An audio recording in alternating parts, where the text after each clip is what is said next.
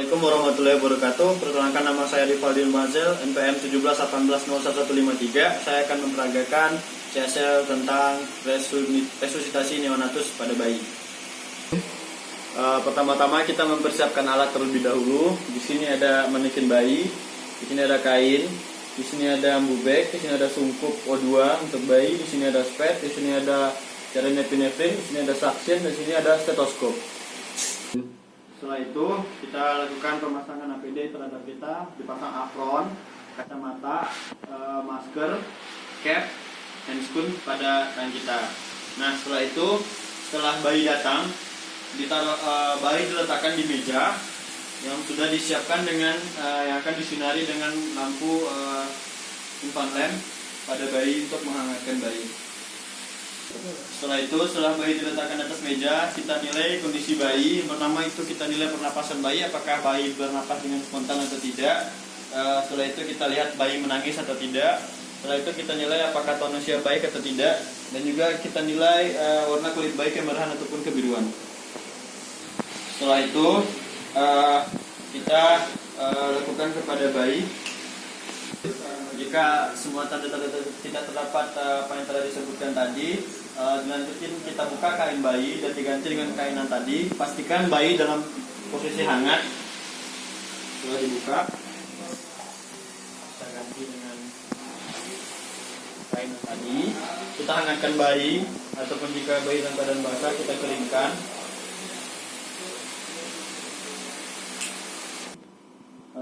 Selanjutnya kita lakukan rangsangan simulasi kepada pasien dengan cara memegang bagian bawah bayi, ataupun juga dengan cara menyentil ataupun menepuk telapak kaki bayi.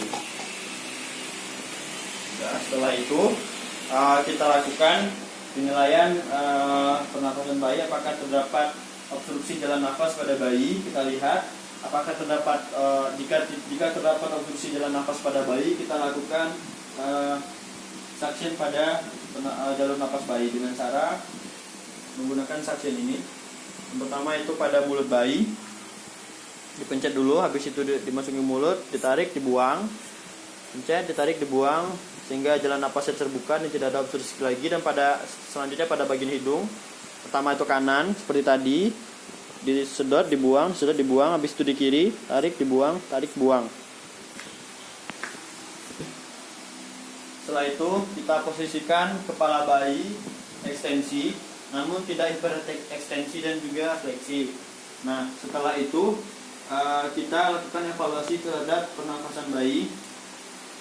Dilihat apakah bayi bernapas spontan atau tidak, dan juga kita hitung laju denyut jantung pada bayi selama 10 detik.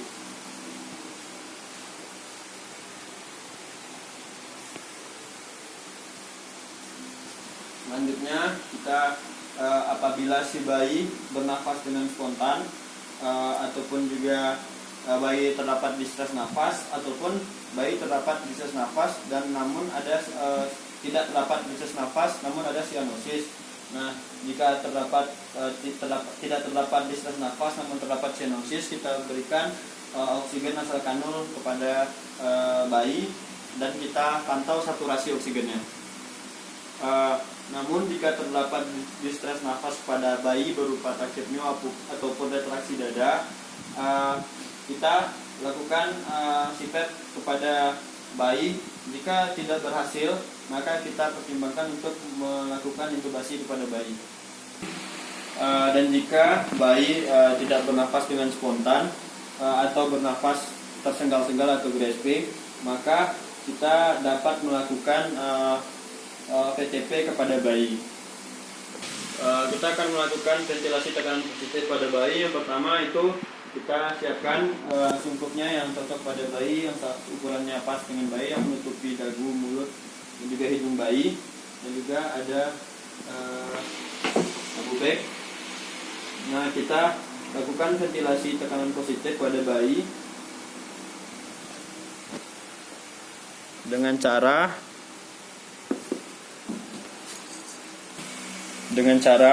seperti ini: pompa lepas-lepas, pompa lepas-lepas, pompa lepas-lepas, pompa lepas-lepas dilakukan selama 1 menit.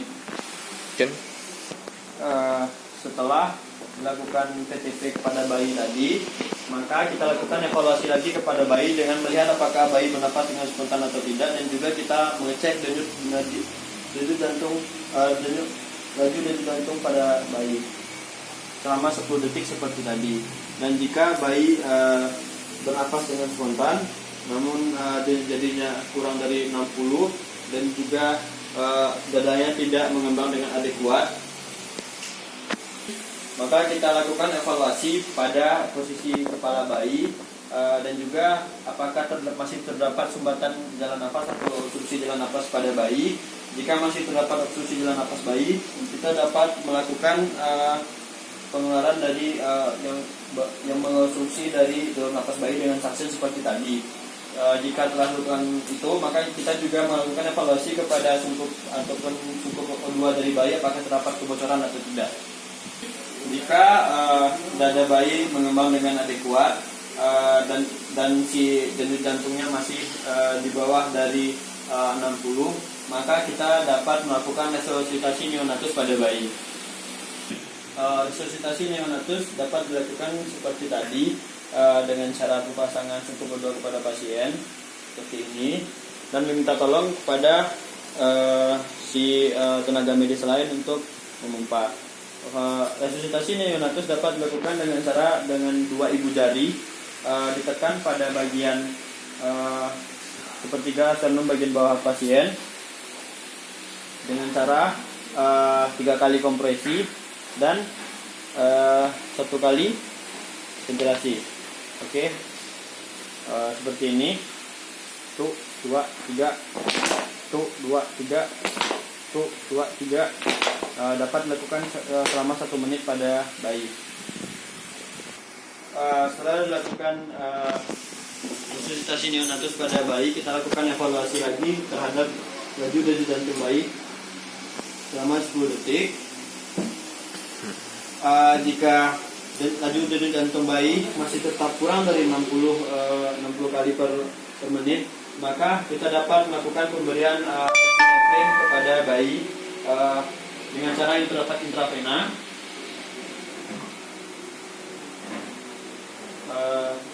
pada vena umbilikal dari si bayi.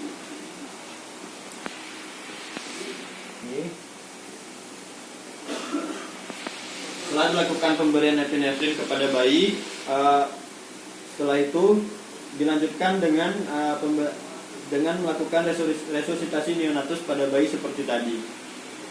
Setelah itu dilakukan lagi evaluasi terhadap laju denyut jantung bayi selama 10 detik seperti tadi. Oke.